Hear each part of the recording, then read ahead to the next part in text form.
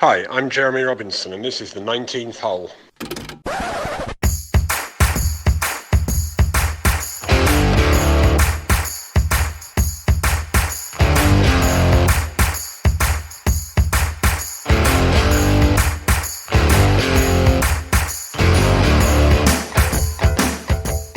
Hi, welcome to the 19th hole, brought to you by Glal.uk and in association with Rewards for Golf. So delighted today that I've got a Welsh golfing legend in Nigel Edwards joining us. So Nigel, thanks for coming on, and this is third time lucky, isn't it? As we're trying for the third time to get this sorted out, but hopefully today, fingers crossed, we'll get it done. Yeah, thanks, Jeremy. Yeah, it's taking some time, but just like British Rail, we're getting there. Oh, steady, Nigel, steady. We don't have to create too much controversy early on. Anyway, so just to tell people about you, you're a Walker Cup legend, really. That's the way I would see it. You played in the Walker Cup in 2001, 2003, 2005, and 2007, and then you went on to captain the team on 3 separate occasions. So 2001 was the debut at Sea Island, and that was obviously a historic match, Nigel. Yeah, pretty special. I played in the Jones Cup at Sea Island early in the year and played the golf course and thought, I've really got to get on this team. It's what a golf course, and yeah, I made every effort to get on that team at Sea Island, and yeah, we won in 2001 for the first time since 1989. Where GB and I won at Peachtree in Atlanta, and then we won at Sea Island. Ocean Forest was the golf course. Pretty spectacular golf course, and I don't think you could relax from the first tee to the 18th green. Yeah, we had a fantastic team. The likes of Luke Donald, Nick Doherty, Graham McDowell, Mark Warren, Stephen O'Hara, Jamie Elson, Richie McAvoy. So yeah, it was a pretty spectacular win in probably conditions that you would say suited the Americans more than us. And you've obviously dropped some proper names in there, Nigel, which we encourage you to do. Who was on the American team that year? Gosh, Lucas Glover, I think, was the most prominent, or the one that's gone on to achieve most success. He won the US Open, of course.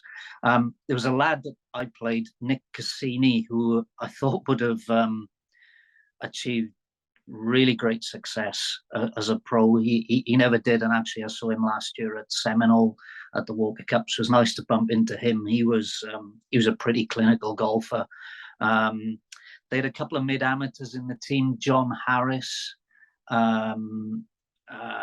Gosh, I can't remember all that team, but yeah, they were. It's difficult for America not to field a great team, isn't it? Well, that's right. I mean, they always do. And as you rightly say, they always put a couple of mid-amateurs in, don't they? It's kind of a tradition of theirs to put a couple of the mid-amateur champions into the Walker Cup team, whether they rightly deserve a place. They do deserve a place, but we don't do that over here. But it's quite a good thing, really. Do you think?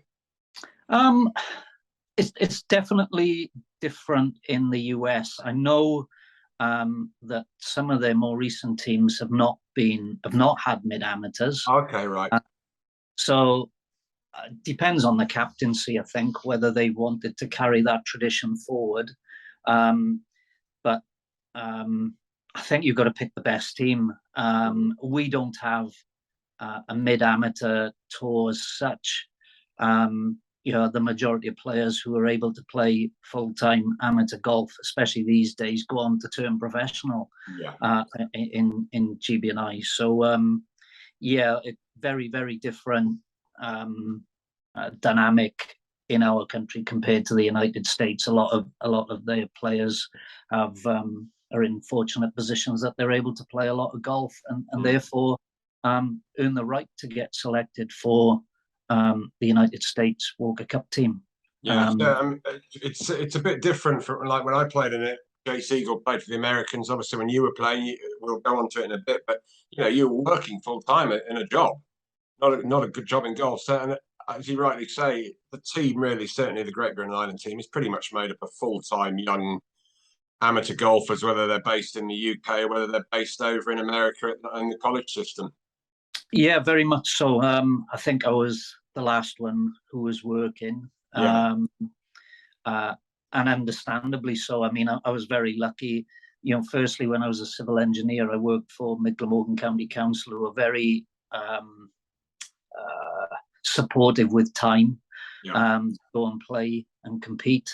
But then when I worked for the Welsh Golfing Union, as it was known then, they were also supportive. But to be fair, I made the most of the opportunity, but I also managed my time really well. I don't think people wouldn't describe me as somebody who just went off and played golf. You know, I certainly committed to the job and thoroughly enjoyed both aspects of it. And I think that gave me a slightly different perspective in that I had work and I had my playing career as well. So I wasn't just thinking about golf all day, every day. Yeah. Despite working in the sport. Yeah, I mean, so moving on from 2001, Sea Island was obviously an historic win.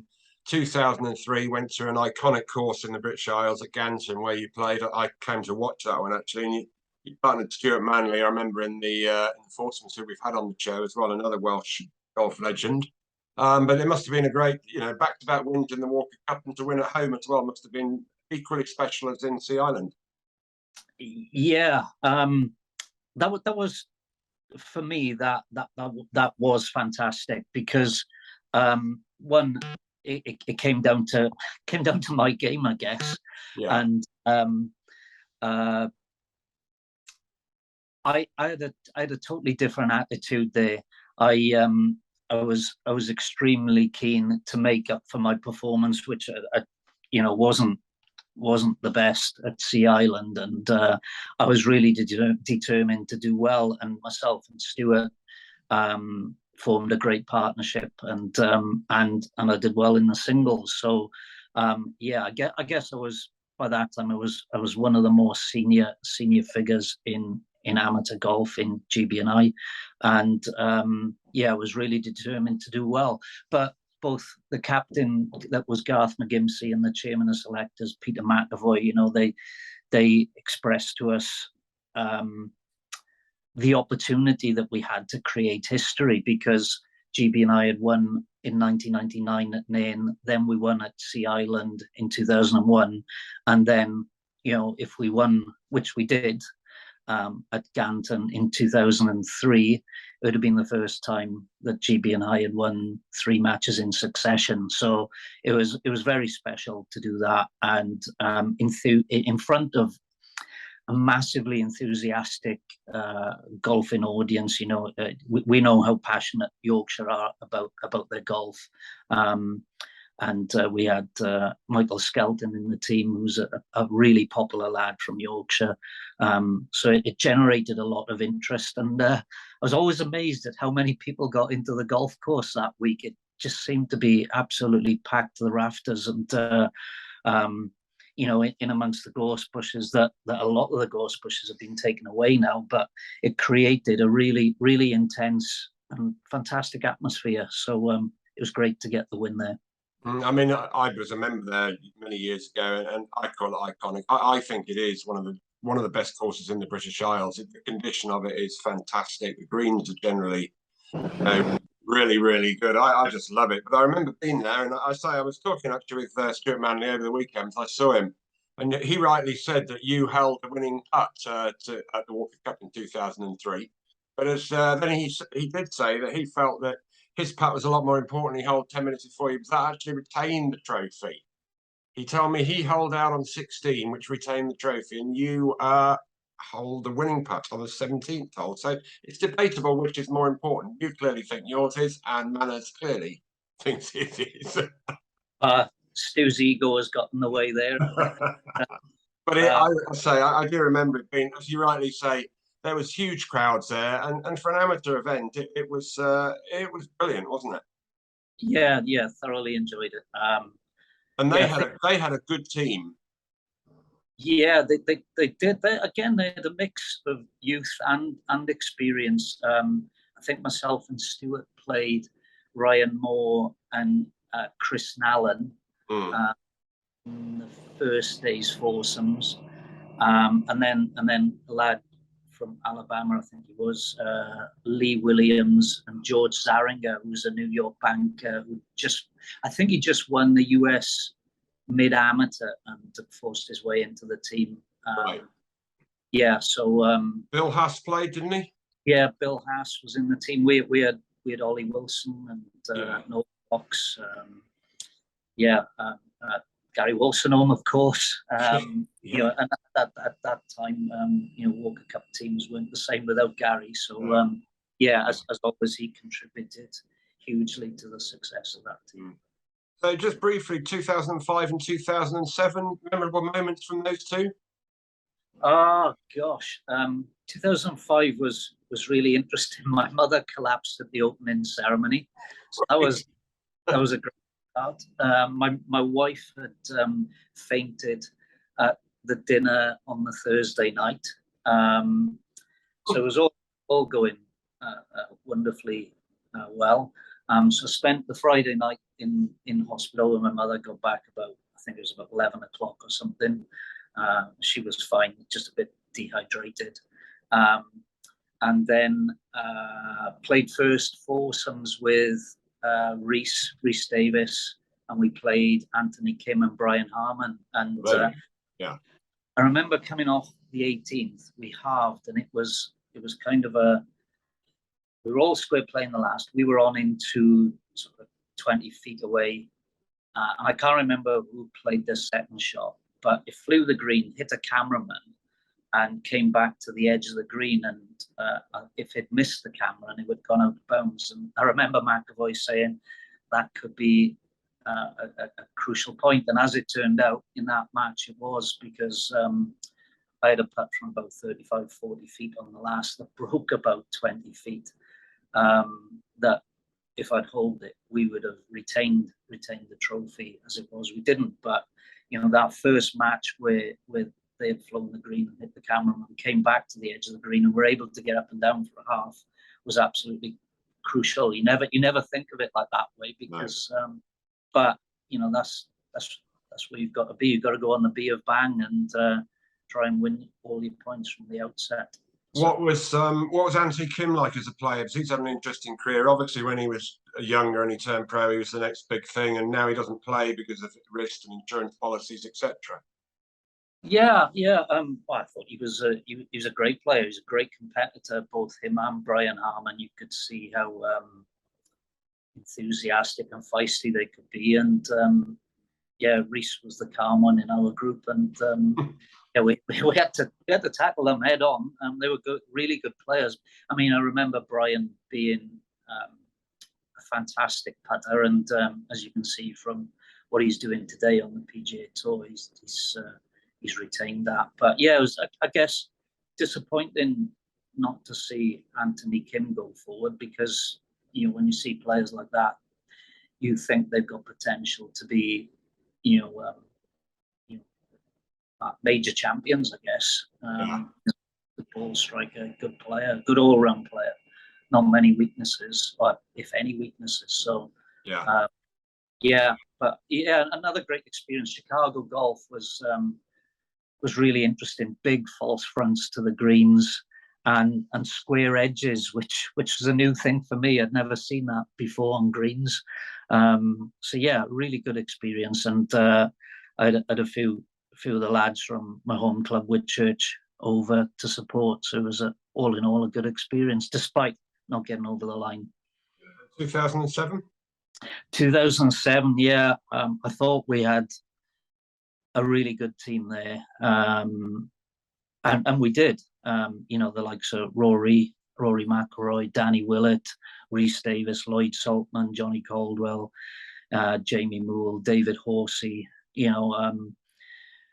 a really, really strong team. But then when you list against the Americans and seeing what they've gone on to do, Dustin Johnson, Billy Horschel, Kyle Stanley, Ricky Fowler, Webb Simpson, Chris Kirk. It was never ending. So it was. I came down to my match again at Royal County Down. I loved Royal County Down. I thought it suited my game. You had to be accurate off the tee and around those greens, which are tricky to say the least, and they're always firm and fast. But yeah, it came down to my match with Jonathan Moore, and I'm going to say it, he thinned his 3-iron all the way along the ground to about 3 feet. I had a 4-iron to the front of the green, 2-putted, and he holed from 3 feet for the United States to win. So, but all in all, I look back on it with great fondness. Those playing opportunities really shaped my career and gave me a lot of confidence as well. In that time, I'd won a couple of international tournaments. And really enjoyed the challenges that it brought. Yeah, you're nervous on the first tee and when it comes down to your match at the end, but it's a case of trying to embrace those nerves, embrace the opportunity, and realizing that other people will be nervous as well. So you're not alone out there. I mean, talk about iconic courses. I mean, Royal County Down, and you say, it suited your game, etc., etc. But if you're a golfer, I mean, just any golfer would have to love that course. I mean, it's in the top 10 in the world, isn't it? Year in, year out. And you can see why. I've been fortunate to go there a couple of times, and it's just magnificent. Yeah, just the scenery and just what I think that week, what the Irish golfing public brought to it was massive enthusiasm for the game. Obviously, a massive enthusiasm for Rory, and they could see his potential, which had been highlighted, many years in advance of that Walker Cup. But it seemed as if the Irish golf fans were climbing over the dunes to get in there. Again, it was a brilliant atmosphere and thoroughly enjoyable to play in. For me, the Walker Cup was going to be the pinnacle of my golfing career, because I wasn't going to turn professional and try to make a success on the professional tours of the world. So this was a big moment for me, and I tried to make the most of it, which I hope I did.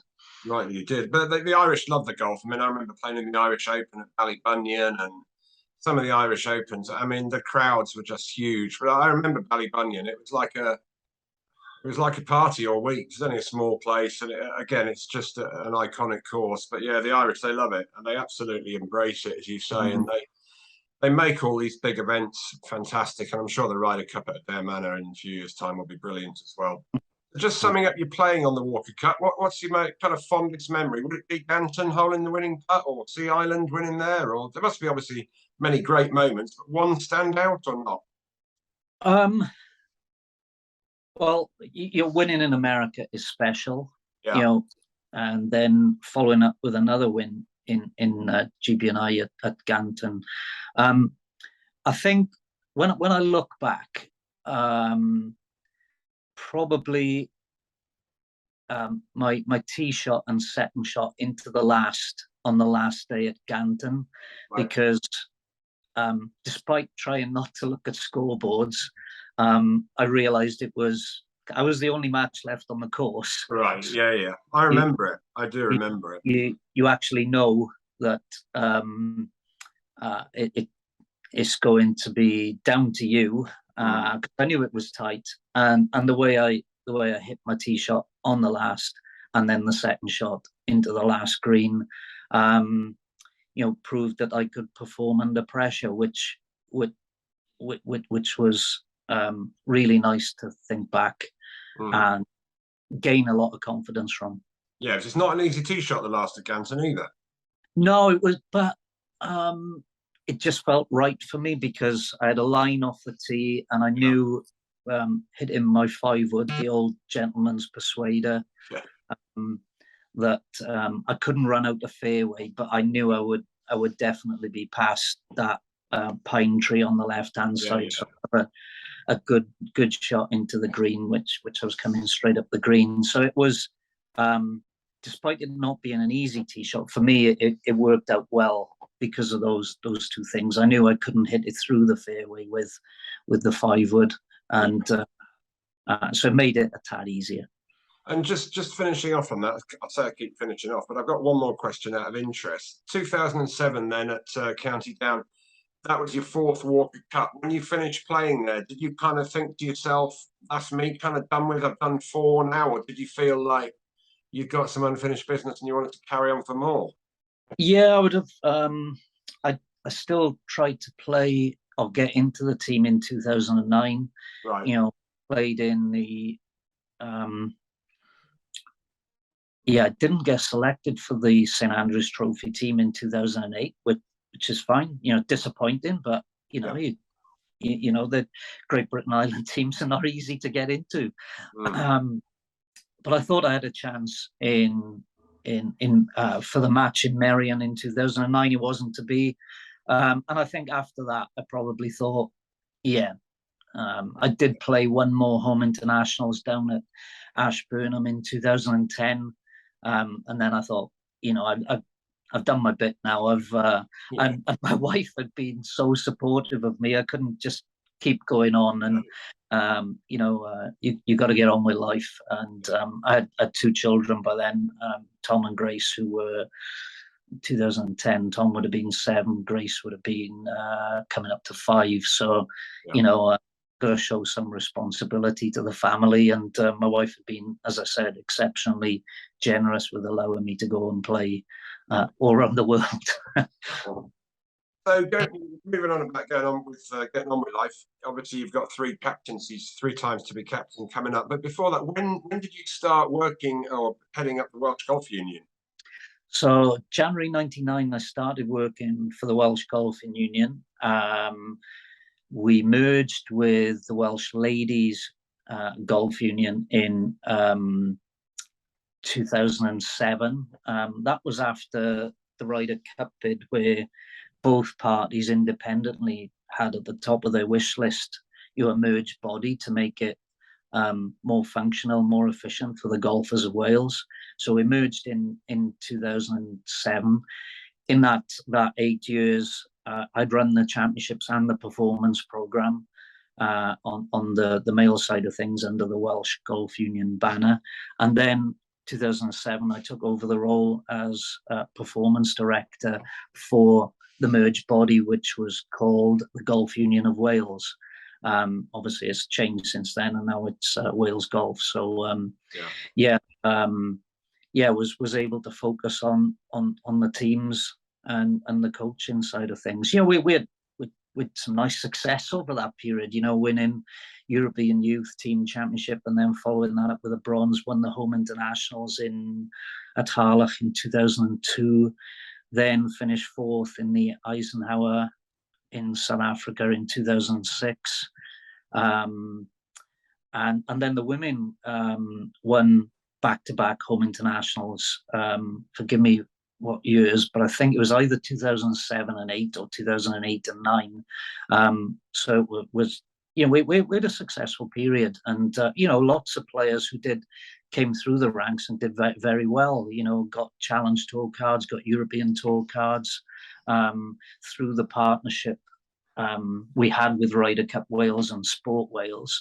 So it created a great opportunity for Welsh golfers to go and progress onto the professional stage. When you think, you know, the likes of Gary Houston, Bradley Dredge, Stuart Manley, you know, Sean Bebb, Liam Bond, you know, they all had opportunities through the Elite Cymru program, as it was known then. So it was an exciting time, you know, especially with the Ryder Cup being in Wales. It was nice to see the Ryder Cup at the Celtic Manor in 2010.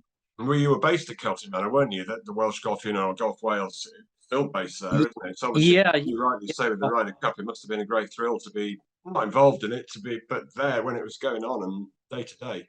Yeah, it was very handy with a chipping green one side of the office and a green the other side of the office. So, yeah. So good you time. moved to when what year did you move to England golf, and kind of what, you're a proud Welshman, and obviously must have raised one or two eyebrows when you applied for the job or got the job at England Golf at Woodall Spa.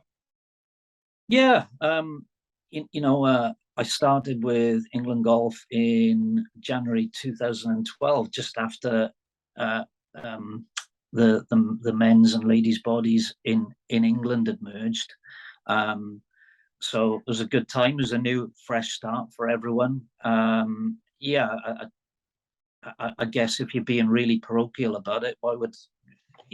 But I had a different outlook to that. I had a career that I needed to get on with.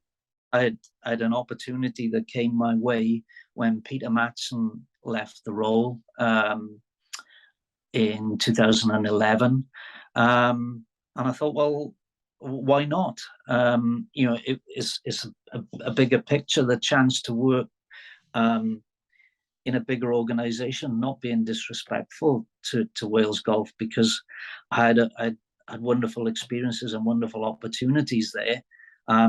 But just like anyone else, if you're ambitious, you want to move on, and this was that opportunity for me. And why wouldn't I have taken it? Well, no, and you weren't Peter before you. He was Swedish, was he? Yeah. Yeah. So I mean, wasn't like England Golf at all. It's had English people, was it? So No. I'm all you got to do is look at the world of sport, well, and you think to British rowing, who engaged Jurgen Grobler for rowing, and how successful he's been there. Sean Edwards with the rugby, going from a very passionate Englishman who went from rugby league to rugby union, went with Warren Gatland, as the Welsh rugby coach, and is now coaching in France. You can see his passion on the side of the pitch every international. So I'm working for England Golf now, and we want to be, and I want us to be as successful as possible. Yeah, Sean Edwards. Yeah, England let one slip through the gate there, I think. But anyway, that's for another story. But yeah, we definitely could have done with him. So, going back to the Walker Cup, so you were captain in 2011, 2013, and 2015. So obviously prior to 2011, you played 4 times. A kind of natural progression. You were going to become captain. I mean, obviously it's a big honour, but you were obviously hoping, were you? I got to be honest, I hadn't really thought about it, because I was still, when I got the phone call off Peter Dawson, I was still playing and still trying to make my mind up as to whether I would stop playing or carry on. So it was a little bit of a phone call out of the blue. I hadn't heard anything about it. I hadn't really thought about it, because I still enjoyed playing, and then probably that was the catalyst to focus on that role as opposed to focusing on my golf. And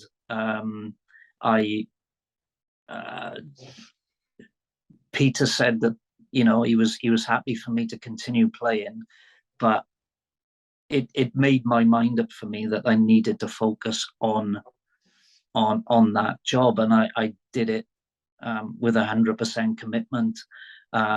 Really focused on trying to create a winning formula and a winning team. That I would say the formula that I used at Aberdeen was not dissimilar to previous successes we'd had in the Walker Cup. And my mantra's always been to do the basics brilliantly, and in order to win in these team matches, all you got to do is look at the matches and the highlights, and it's a highlight reel of people holding putts or chips. And if we could do that part well, we could certainly contend, no matter what anybody thought. The American team in 2011 was full of stars. Jordan Spieth, Patrick Cantlay, Harris English, Peter Uhlheim, Russell Henley. That they had a truly fantastic team, and not many people gave us a chance. However, I felt that we'd prepared really, really well. We'd had two camps at Royal Aberdeen.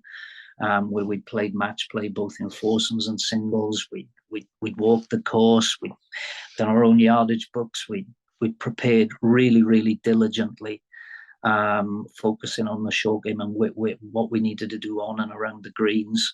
The weather was probably always going to be in our favour, which turned out to be. But also we had a really good team. That we had a team of people who had been winners throughout their careers, or were in really good form. You know, you had the likes of Jack Senior, who got to the semi-final of the US Amateur. Tom Lewis was, I think he led the Open at St George's that year.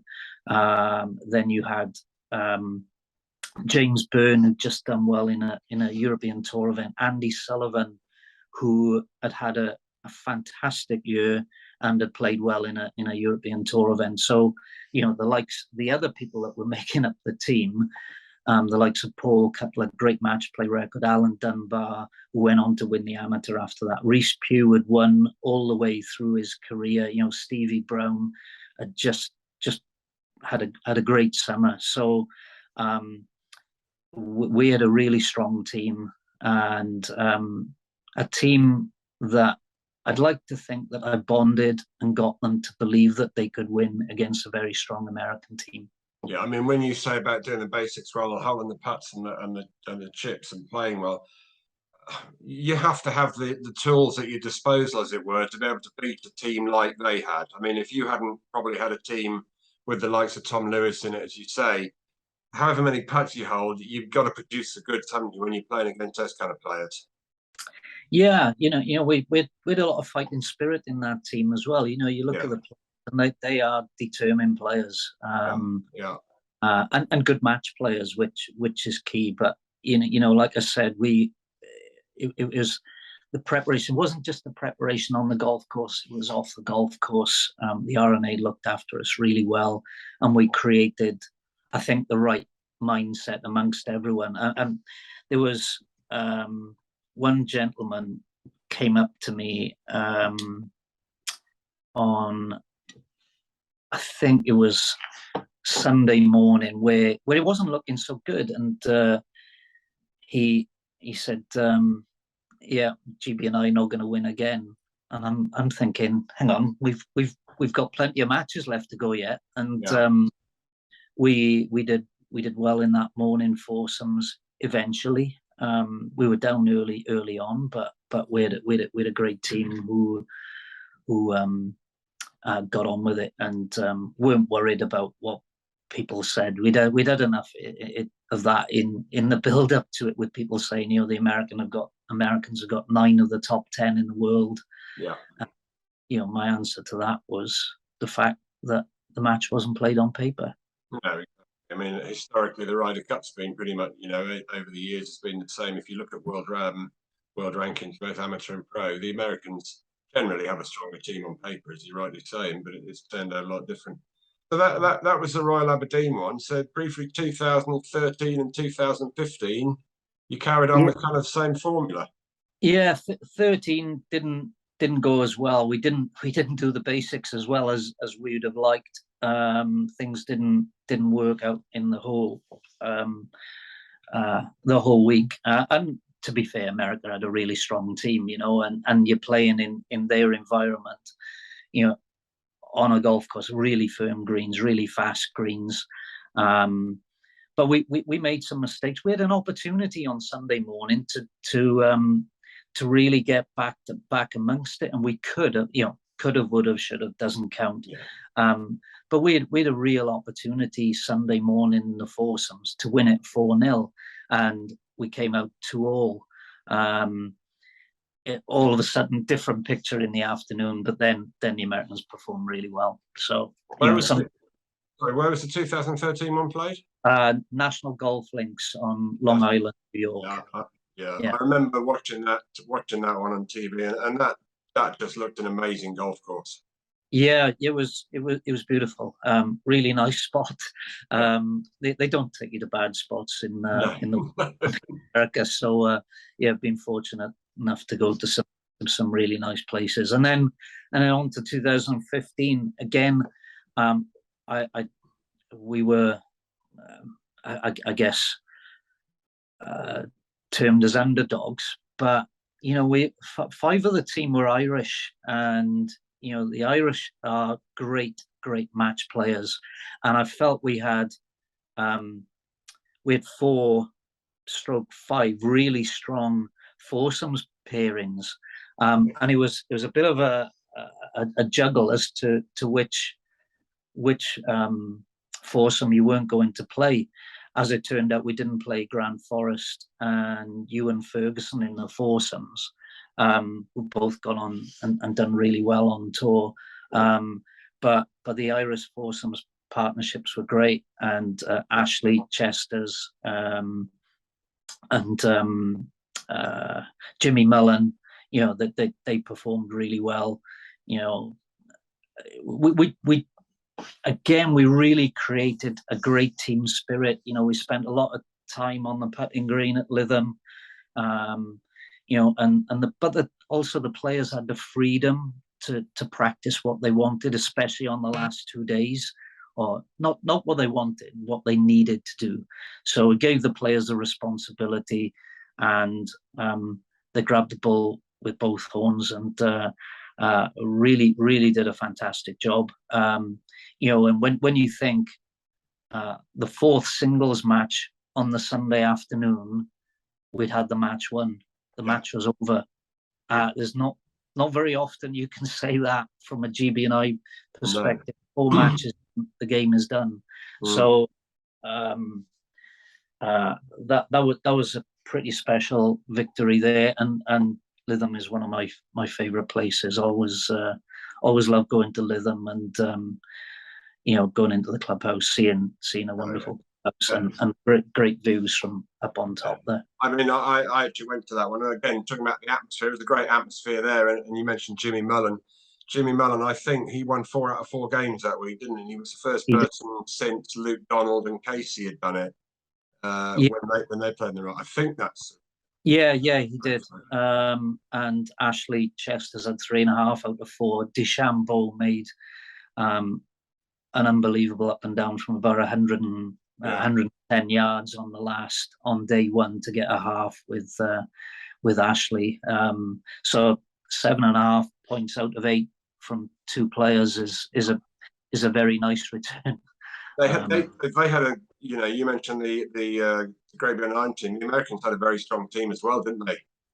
Yeah, I mean, DeChambeau was what everybody was talking about, or who everyone was talking about. But you had Bo Hostler and Denny McCarthy. You players who again have gone on and done well on the PGA Tour. They are able to transfer their performances in amateur golf to the professional game, and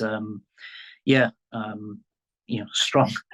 As I said at the beginning, it's hard for America not to pick a good team, so you better be ready for it, because they're going to come with a lot of passion and fire and confidence. Yeah. So just wrapping up the whole of the Walker Cup kind of thing. First question, just very briefly: do you prefer the playing more, or did you prefer being captain, or the highlight? You always prefer playing. Gosh, there's nothing. Easy to control what's going on. Well, you're only in control of your game, but playing is the special bit. I really enjoyed the leadership role of the captaincy, and when I look back on it, 2 wins as a player out of 4 matches, and then 2 wins out of 3 as a captain is a pretty good record. So I've been really fortunate. I was playing when we had some really great teams, and then I captained when we had some really great teams as well. So I guess slightly less. So special memories of both playing and captaincy. And so the other highlight, apart from obviously England golf and Wales golf, you were the team leader at the Tokyo Olympics, which, as we discussed before on the previous show that we didn't put out, but obviously COVID made it not quite so special. But you were saying how much you enjoyed it, and obviously you've got Paris coming up as well.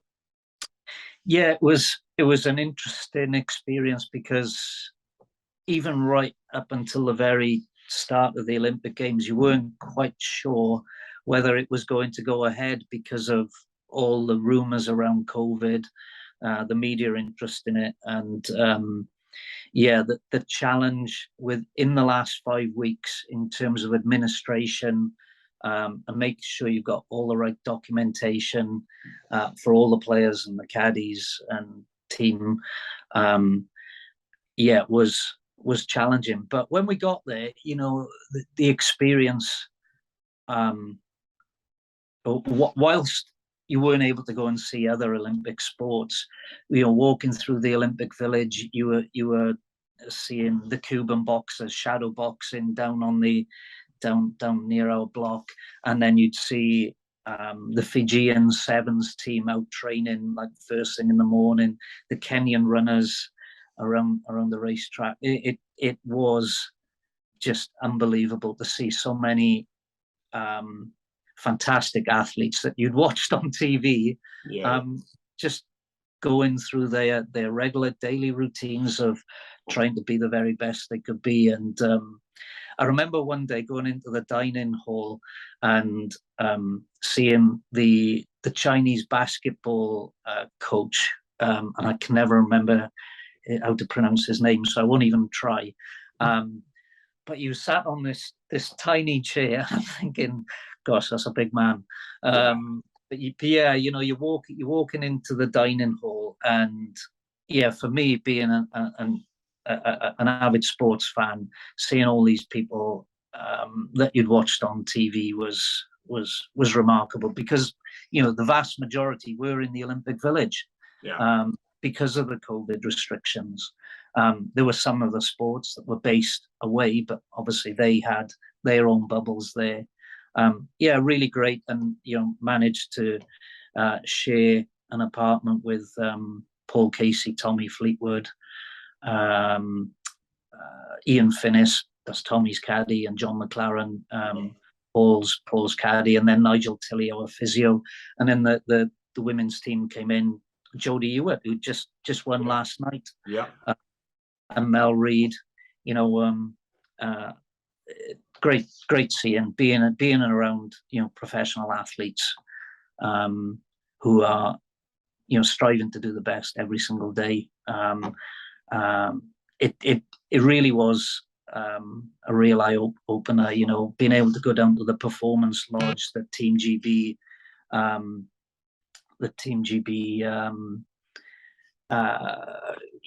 they build a relationship with the local school, with their own gym, with their own cafeteria, their own chef, the boxing gym, and just incredible seeing how hard these people train.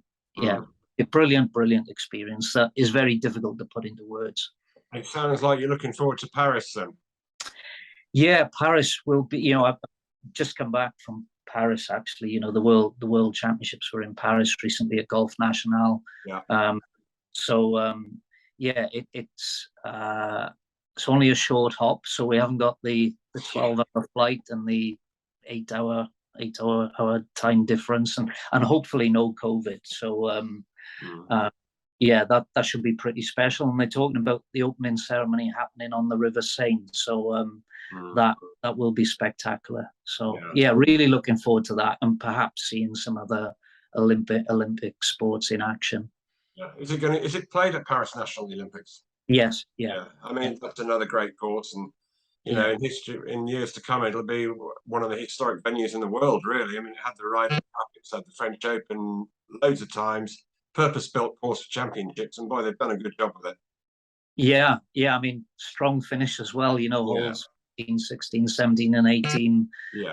Probably going to be a lot of drama there, as we just saw recently in the where Liozzi hit that incredible shot into the last. It's a purpose-built course of championships, and I'd say they've done a great job with it over the years. It's fantastic. So you're looking forward to that one. So it'll be another great highlight. 2 Olympics on top of 4 Walker Cups and 3 captains to Walker Cups. And just before we finish, I've asked everybody so far and what they think about Live Golf, and obviously last night or yesterday was quite an interesting one with the first kind of young guy winning, and they've signed him up straight out of college. I can't pronounce his name, but he's obviously clearly going to be a great golfer in the world of golf to come for many years. It'll be interesting to see whether he's plays on the Live Tour all the time, or whether he might play in the Ryder Cup one day, which would be a shame if he never plays in the Ryder Cup, talking about team sports in the Ryder Cup. But what's your kind of personal view on Live and the way it's shaping up? And in 6 months' time, where do you see the Live Golf Tour and the PGA Tour? Will Live kind of stop the squabbling, do you think, or not? You'd like to think so. I don't know. I'm not privy to the in-depth conversations. I think I think there was an article written by Paul McGinley in a newspaper. I'm going to say about 3 weeks ago that highlighted some of the challenges, because some of the commentary was not quite accurate. So it was interesting to see what Paul had to say there. So I don't know. I'm probably a little bit too far away to understand what is going on. I mean, we can all see what's being written and talked about, on the various media outlets. Ultimately, what we as a passionate golfer, what you want is the best for golf worldwide, and if it brings more people to the game, then that's good. But at the moment, I think we need to find a solution to this, as opposed to the clashes that are happening. Yeah, because when you say you're not privy to conversations, I think that's part of the problem. Is that there probably isn't any conversations going on behind closed doors. It just seems to be all in the public on Twitter and interviews with people and all this kind of stuff. That I don't think there are any conversations going on properly. Well, what I meant by that was the original conversations, the original offers. I don't know what was offered. I don't know what is being offered. Whether anyone is offering anything, I don't know. So unless you actually get into the nitty gritty, it's very difficult to comment on what is right and what is wrong. I mean, at the end of the day, there are numerous other professional tours around the world, not just Live, that are trying to provide a platform for people to play golf. We've just seen, unfortunately, the demise of Europro Tour, which provided a platform for a lot of the players, that have come through the England golf pathway and the GB&I golf pathway, a platform to try and progress onto the Challenge Tour. Where is that going? Yeah, and that was a good tour, 54 holes on TV, set price, and it was a proper golf tour, wasn't it? So it's a shame that that's gone. So the world of golf is very much in transition. We are seeing it with the players and what their focus is going forward. Everybody is so focused on world ranking points, world amateur golf ranking points. And it does concern me that they are choosing to play in pro events as opposed to events where that clash with other amateur events, where I think some of the players need to be competing to gain experience of being in contention and winning. Nicholas and Tiger Woods have talked about it. Get used to winning at your level. So that it's not just professional golf that is in transition. Amateur golf is very much in transition. We are seeing so many players doing different things and having a changed agenda, which there's nothing wrong with a changed agenda as long as it helps you. And making that's never easy when there are opportunities out there. I hope that professional golf sorts itself out, and I hope that I suspect there may be somebody else that comes in and does the Euro Pro Tour thing. I'm only guessing. Guessing. Yeah, well, let's hope that is kind of taken up by somebody to keep the opportunity going for these young guys. And that, everybody talks about growing the game, and You know, everybody's got to be in it together, really, as opposed to all this infight. And I just hope that it doesn't like tarnish the game of golf. There's got to be room.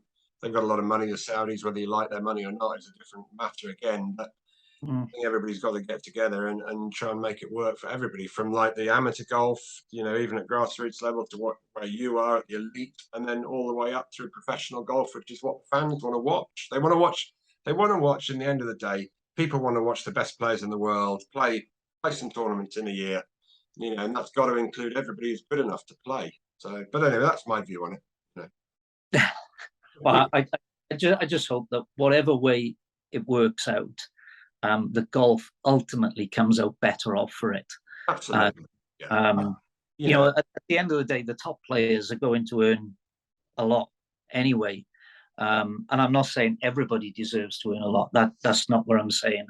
I just think if we can promote the game and get more people enjoying and loving the game, which has been a challenge across not only across Great Britain and Ireland, but across the world. You know, the numbers that are affiliated to clubs, you know, we had a boost during COVID. It'll be interesting to see where we go further on and or further down the line. You know, we want to keep growing the numbers that play the game so that we can put more back into the game and get people to benefit and enjoy this, because as everybody has seen, it's a sport that can be enjoyed well into people's retirement. Even I still quite enjoy it. Exactly. Anyway. All right, Nigel. Well, I think third time lucky. I think we're there with this one. So again, thanks for coming on, and it's been intriguing. And you know, you've had a great career with the captaincy and the playing, and obviously, you know, being involved with the Olympics and England golf. It goes on and on. So all credit to you, mate. And thanks very much for helping and coming on again. Thanks, Jay. Enjoyed it, and obviously hope to see you soon. Yeah, will do. Okay, thanks, Nigel. Cheers. Bye-bye. Bye.